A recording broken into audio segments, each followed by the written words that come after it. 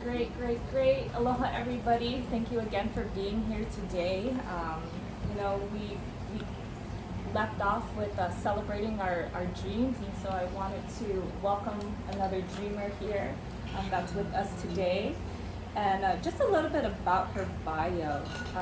This is Mudra Love. She's a practicing Buddhist who lives in Hawaii with her husband Lucas and newborn Zoe. When she's not busy, of course, nursing her infant, she is lighting a candle for the Buddha and sitting for meditation. You can also find her on her Instagram on Mudra Love, or visit her website, www.mudralove.com, to keep up with her book, her development of her blog, any interviews, and of course with creative people from all around the island. So we can give a warm welcome and a lovely applause to Mudra.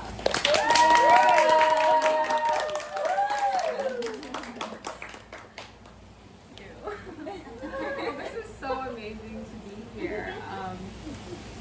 Just to be in front of all of you, this is my biggest manifestation to date.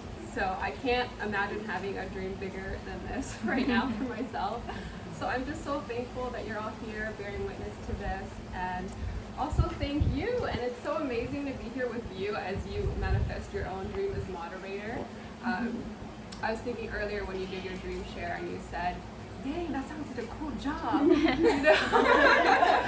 said the same thing about my book. You're like, dang, girl, you wrote a book. I was like, yeah, it feels amazing. Of course, there's just actually so many emotions tied in with this book because the personal development journey, and there's a lot of growth and transformation and sadness, and also beauty and hope, and so it's all of that, and I'm just so happy to share some of that with you all today. Awesome.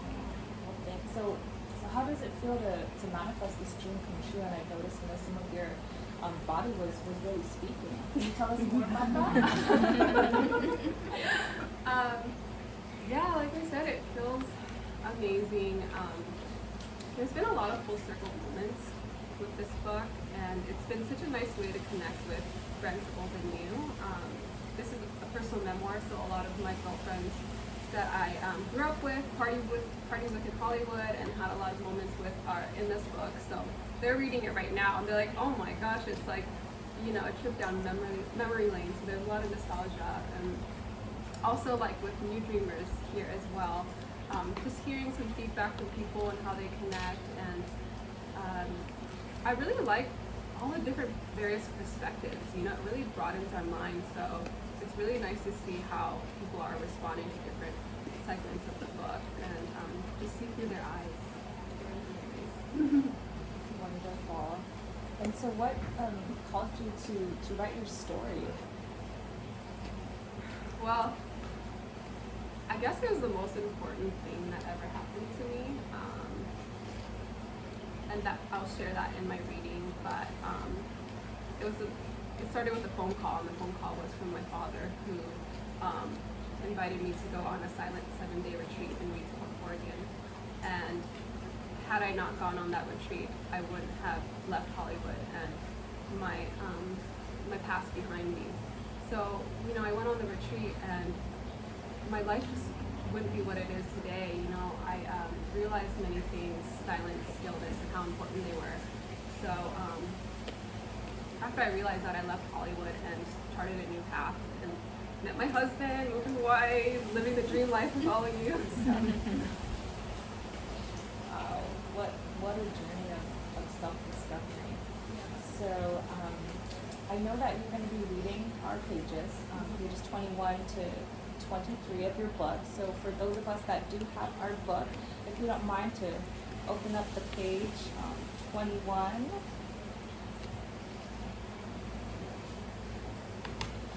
So Mudra, I think if you're reading, you might put it on your lookup. Yeah.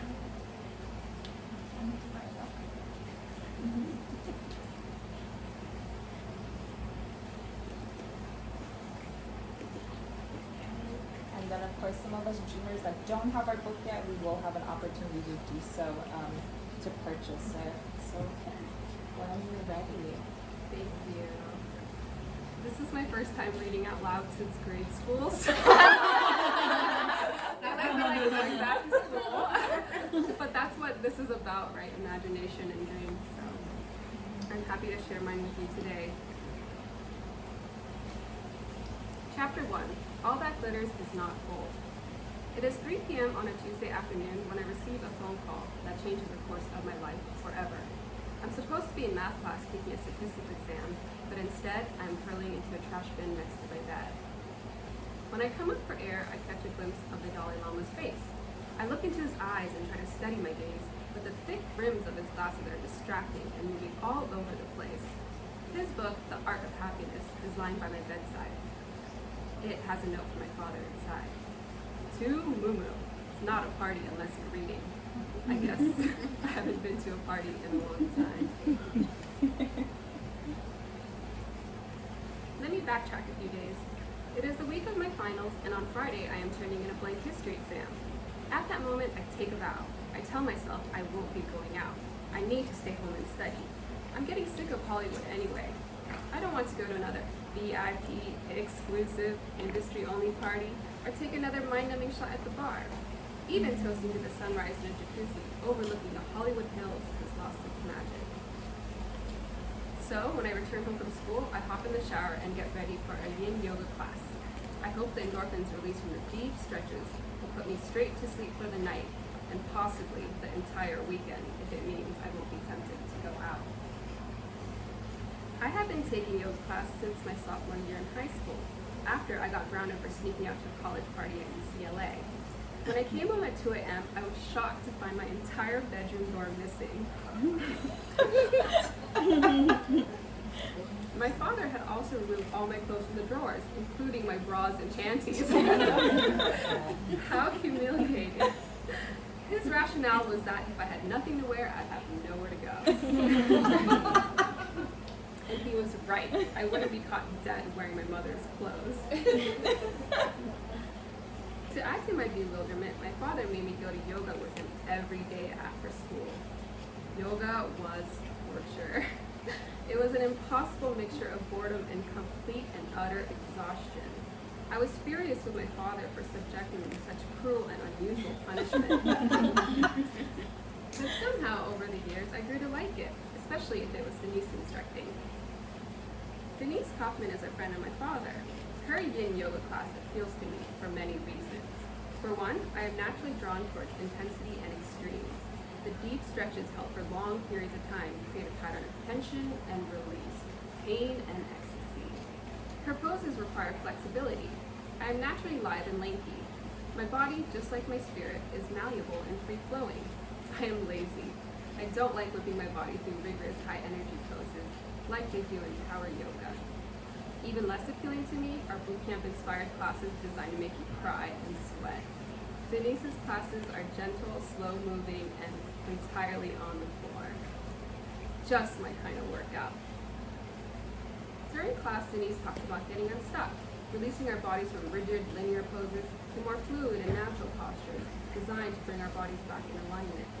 I have been glued to the desk all week, fixed to a 90-degree angle, and I'm due for a serious course adjustment. I stretch out on my yoga mat and listen to the soothing sounds of Denise's voice as I sink into a rhythm of cats, cows, dragons, and snakes. After 90 minutes of deep stretching, Denise guides us onto our backs for a final savasana. I allow my mind to drift, but I am attentive, bringing my attention back to my breath whenever I feel I am about to doze off. I have stolen Adderall from my roommate.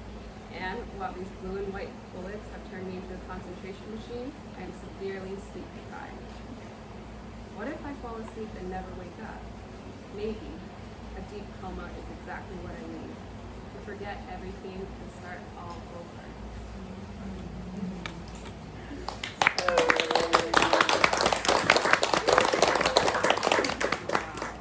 This is juicy. Yeah, very juicy. So, how does it feel to go back to that moment?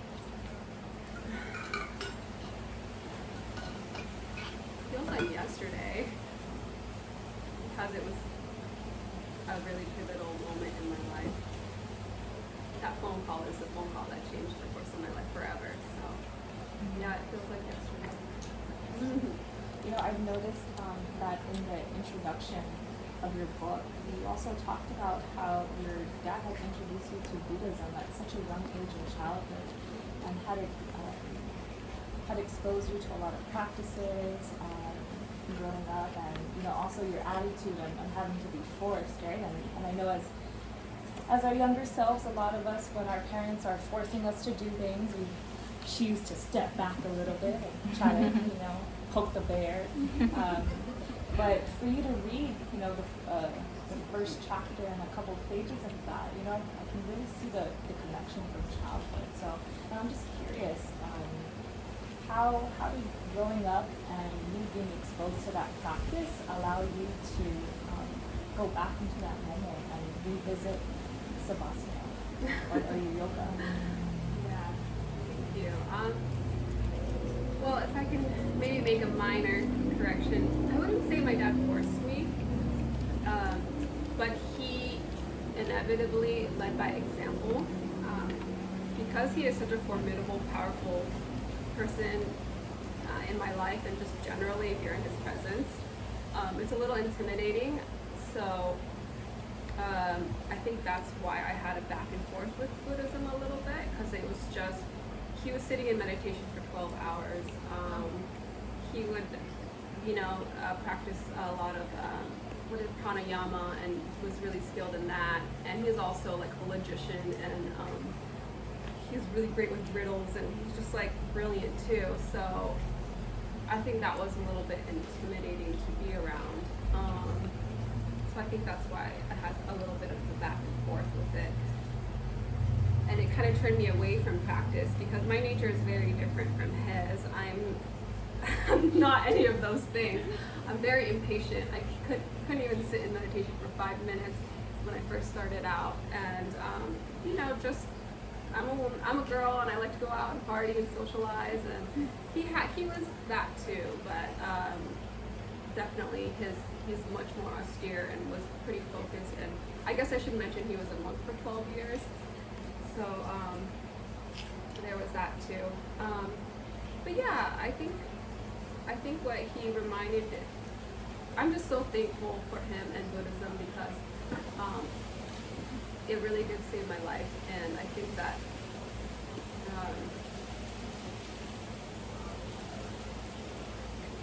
I say in the beginning, you know, I'm grateful for two things, and two things are what I know for sure is that you know, Buddhism is the greatest gift my dad gave me. So I'm very thankful for that. And on a universal level, Buddhism is about, like, Buddha came and taught what we already know, and it's about like mindfulness and presence, and we all are practicing it here. So it's nothing so grand and out there. It doesn't have to be. So that was a really great thing that I realized. Thank you again for sharing. I know too that we are going to transition out, but before, I know in the beginning of when we first met, I noticed that you had some writing in your book. Do you mind telling us about that? Yeah, so this copy, I was practicing reading, and I didn't even think to give a copy to myself. You know, I was like, this is just my book. But then I was making some marks on it. I was like, well, I can't give this to somebody else. Like, this copy's mine. And then I really decided to embrace that. And I wrote a note to myself. I signed the book, and I wrote it to myself. And as I was flipping through, Amber was like, well, what's that? So I guess I have to share it with you all. It's To Me, Love Me. July 2021, 815 House Street. That's where I live. So I wrote, to me, you did it. A dream come true, and proof that anything is possible. You have the drive, determination, work ethic, and insight, inspiration, and intuition to accomplish all your goals. Let this be proof and motivation to go after all your heart's desires. You were born for this, a creative life full of wonder. Love me. Aww. That is so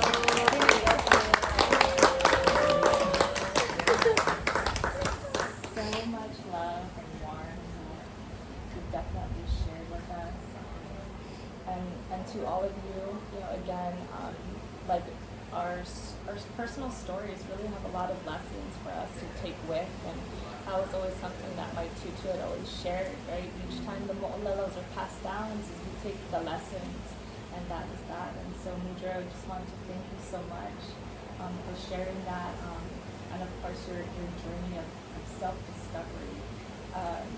But before you leave us, and we, would want to also connect with you personally at our own times, I was wondering what would be your best life advice for us dreamers out there that are still currently manifesting their dreams, still going through those ropes and journeys? Well, thank you, Amber, first of all, for guiding us on this session. As you can tell, I'm kind of nervous, so I'm like really relieves a lot of pressure having you guide us. And thank you, Tiare. Tiare was actually, I think, the first or second person that I shared my early drafts with, and I didn't even know Tiare that well at that time, but I just felt like you have such a safe and wonderful, welcome presence, and I knew, like, I just trusted you right away, so I really appreciate being able to share this with you, and that was years ago, and here we are now. I honestly couldn't even imagine this, and I couldn't imagine sharing, like, this is my first time talking about my book in public with all of you in this space, and it's so grand, and we're all here sharing our dreams and inspiring one another, so I think that's just so amazing.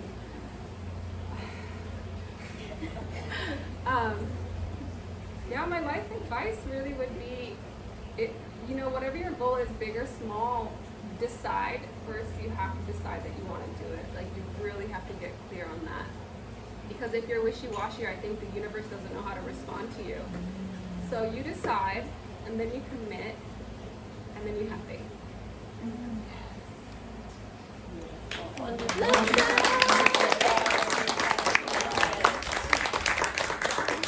before we transition, we wanted to do a celebration photo. So from there, we can all just go ahead and pass the mic to Tia. June's actually going to go on that side. So ladies, if you want to just turn around, and that way he can